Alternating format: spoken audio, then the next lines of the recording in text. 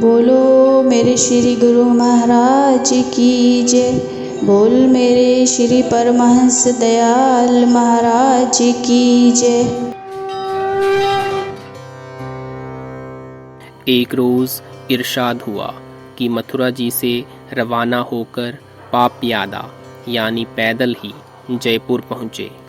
चूँकि यहाँ के बालियाने रियासत यानी रियासत के महाराज अक्सर फैयाज यानी उदार और हरिभक्त होते रहे हैं। यहाँ तक कि कुल रियासत की आमदनी का 1/3 हिस्सा पुण्य धर्म के वास्ते निकल जाता है और दीगर शहर के नवाह यानी इर्द गिर्द में पहाड़, जंगल, झरने, बंद यानी बांध, तालाब और बाग वगैरह पसंदीदा यानी मनोरम मुकामात यानी स्थान हैं। इसलिए यहाँ साधु महात्माओं का अक्सर ज़्यादा क़याम रहता है। इलावा खाने पीने व धूनी पानी के और हर तरह से भी फ़कीरों की खबरगिरी यानी आवभगत होती है। यहाँ सिर्फ चंद योग यानी दिन क़याम करके सांभर चले गए। वहाँ पर एक भक्त बाबू शिवनारायण नाजिम रियासत जयपुर थे। उनके पास ठहरने का इत्तिफाक यानी संयोग हुआ। यहाँ पर देवदानी बड़ा तीर्थ का मुकाम है। उसकी तारीफ में ऐसा कहा कि देवदानी और सब तीर्थों की रानी। उसके पास ही शमीष्ठा का तालाब है। इसकी कथा पुराणों में वर्णित है। यहाँ बराए चंदे यानी अल्प समय क़याम करके अजमेर चले गए। पुष्कर जी वगैरह तीर्थों की सैर करते हुए उन बुर्ज वाले महापुरुष से मिलने को जी चाहा। इसलिए फिर मथुरा जी वापस चले आए। एक रोज इरशाद हुआ कि मथुरा जी में उन महापुरुष को हरचंद यानी बहुत तलाश किया, मगर उनका कहीं पता न चला। एक दिन उनकी तलाश में बहुत ही घूमे।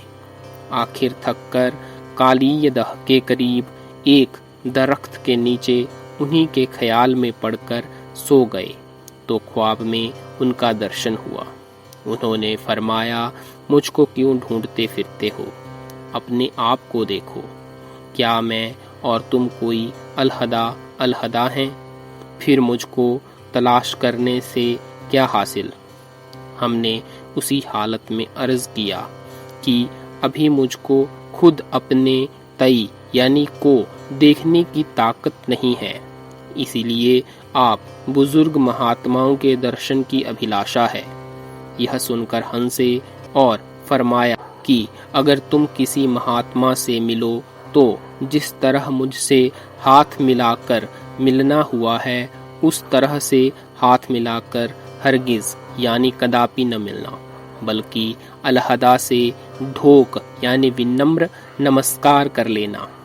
मैंने अर्ज किया कि हुक्म की तामील यानी पालन की जाएगी, मगर यह फरमाइए कि इस तरह मिलने से क्या हर्ज होता है? उन्होंने फरमाया कि बाज यानी कुछ अशखास यानी लोग की ऐसी आदत होती है कि अगर किसी दूसरे की अता यानी प्रदान की हुई चीज़ को देख पावें तो उनको छीन लेते हैं, क्योंकि उस शख्स को तो उस नियामत यानी अलभ्य वस्तु की कद्र यानी मूल्य मालूम नहीं होती। अलबत्ता यानी तथापि अगर अपनी कमाई और मेहनत हो तो उसमें ऐसे शख्स का कुछ बस नहीं चलता, क्योंकि काबिज यानी वशकर्ता को उसकी कद्र मालूम होती है। इसके बाद वह अंतर्ध्यान हो गए। उस हालत में ब्रज की सैर ऐसी भली मालूम होती थी कि उसका अंदाज़ा अनुभव पर ही है। भक्तिभाव और प्रेम से छाती उमड़ती थी। यह भजन गाते थे, करहूँ मैं भक्ति सिंगार नाथ महारानी होयों, सत के सेंदूर इंगूर सुकृत मुद्रा काजल देहो। मांग टीका त्रिगुटी लव लागे, दर्शन हरि जी के पैहो। करहूँ मैं भक्ति सिंगार, नाथ महारानी होयो। बाजू बंद ज्ञान दृढ़, तलरी नथिया बुध चमकैहो। मन कर बंधी संतोष की चूड़ी, प्रिय ही बिन न रहियो। ओहो महारानी होयो। दया के कंगन अक्रोध पछेली, धर्म की हंसली पहियो। कनन फूल अनहद साबत, बेसर विषय झुलेयो। नाथ महारानी होयो। सार सुरत की अंगिया साज के, सुमति की साड़ी ओढ़ियो। सहज समाधि बुद्धि चित लहंगा, पलही में पी के रिझइयो। नाथ महारानी होयो। राम याद प्यारी पिया, होके सोती माया तम कहूँ। सुहागिन होई के पिया के रिझाई, रज तम मेल दुरैयो। करहूँ मैं भक्ति सिंगार, महारानी होयो। दो दुआर दर्पण भये, जित देखूं तित तोहे। कांकर पाथर ठीकरी, अस आरसी मोहे। बोल जयकारा, भोलो साचे दरबार की।